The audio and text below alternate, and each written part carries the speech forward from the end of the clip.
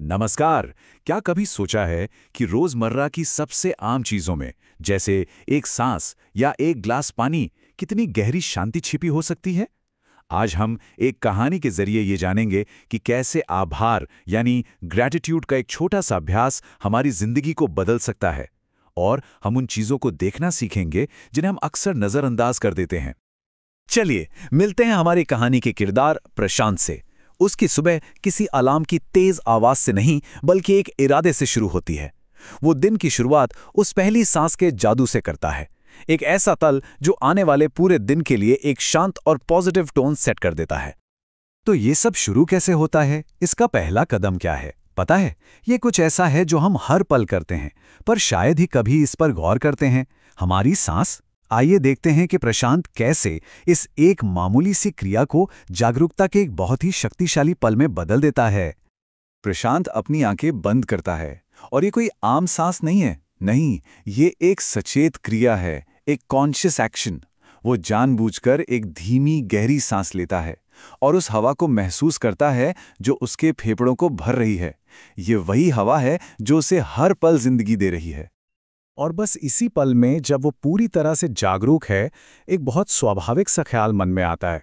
ये एक सरल लेकिन बहुत ही गहरा एहसास है, इस हवा के लिए शुक्रिया जो हर पल मुझे जिंदा रखती है। ये जिंदगी के सबसे बुनियादी तोहफे से सीधे जुड़ने का एक तरीका है। हवा की तरह ही एक और तत्व है जो हमारे शरीर को चलाता है, और वो है पानी। चलिए अब देखते हैं कि प्रशांत कैसे पानी पीने जैसी एक सामान्य सी क्रिया को भी एक शांतिपूर्ण रस में बदल देता है। वो हाथ में पानी का ग्लास लेता है और बस एक पल के लिए ठहर जाता है। वो पीता नहीं है, बस उसे देखता है कि कैसे सूरज की किरणें उस पानी के अंदर नाच रही हैं। ये एक छोटा सा पल है, लेकिन इसमें भी एक खूबसूरती है जिसे हम अक्सर अपनी जल्दबाजी में देख नहीं पाते।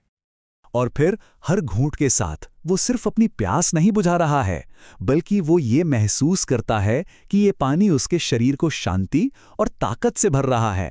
ये पानी को अमृत की तरह देखने का एक नजरिया है जो उसे अंदर से शुद्ध और मजबूत करता है।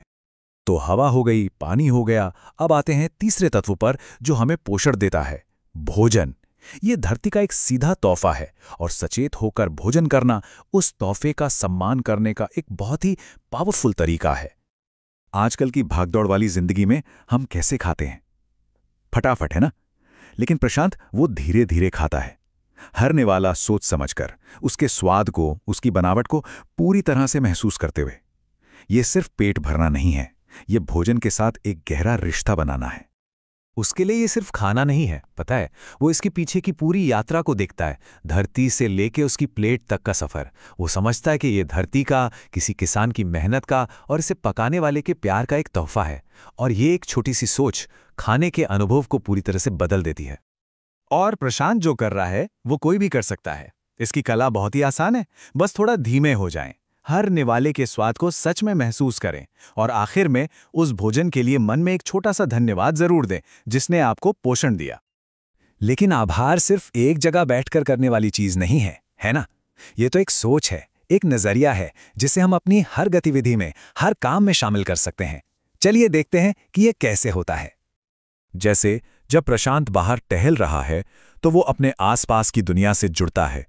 हवा जब उसके बालों से खेलती है तो ये एक बहुत ही मामूली सा एहसास है, पर वो इस पर ध्यान देता है और मुस्कुराता है। ये उसे याद दिलाता है कि वो सिर्फ मंजिल तक पहुंचने के लिए नहीं चल रहा, बल्कि सफर के हर पल का मजा ले रहा है। और यहीं पर एक बहुत बड़ा बदलाव आता है।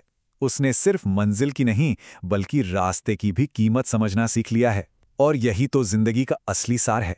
खूबसूरती अक्सर मंजिल में नहीं, बल्कि सफर में ही छिपी होती है। तो दिन भर के इन छोटे छोटे पलों के बाद आखिर में सबक क्या मिलता है? चलिए इस सवाल पर जरा सोचते हैं, क्योंकि इस कहानी का पूरा सार यहीं छिपा है। शाम हो रही है, सूरज ढल रहा है और प्रशांत बस आसमान को देख रहा है।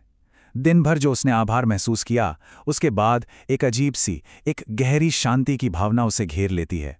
और ये शांति कहीं बाहर से नहीं, बल्कि उसके अंदर से आ रही है। और उसके मन में एक बहुत ही साफ विचार आता है, इस दिन के लिए शुक्रिया। वो इस नतीजे पर पहुंचता है कि हर सांस, हर अनुभव, हर एहसास, ये सब सच में एक तोहफा है और हमारी जिंदगी इन अनगिनत तोहफों का ही एक संग्रह है।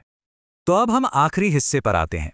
यहाँ हम देखेंगे कि दिन भर के ये जो फ्लीटिंग थॉट्स हैं, जो पल भर के लिए आते हैं, उन्हें एक पक्की आदत में कैसे बदला जा सकता है। मोमबत्ती की धीमी रोशनी में वो अपनी डायरी में लिखता है। ये बस दिन में क्या हुआ वो लिखना नहीं है, ये उन आभार के पलों को सहेजने का एक तरीका है। लिखने की ये क्रिया उन एहसासों को और भी गहरा कर देती है, ताकि वे बस यूं ही गुजर ना जाएं।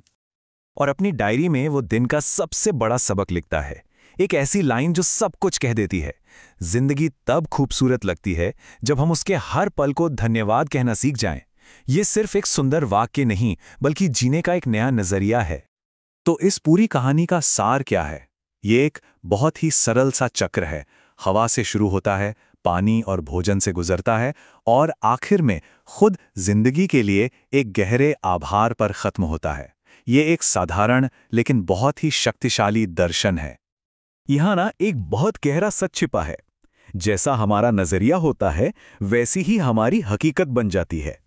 जब हम हर पल में आभार देखते हैं तो पाते हैं कि ब्रह्मांड भी हमें हर पल में अपना आशीर्वाद दे रहा है। और आखिर में इस कहानी का जो सेंट्रल मैसेज है वो बस इतना ही है, हर चीज में, हर तत्व में कृतज्ञता है, और उसी कृतज्ञता में जीवन की असली शांति छुपी है।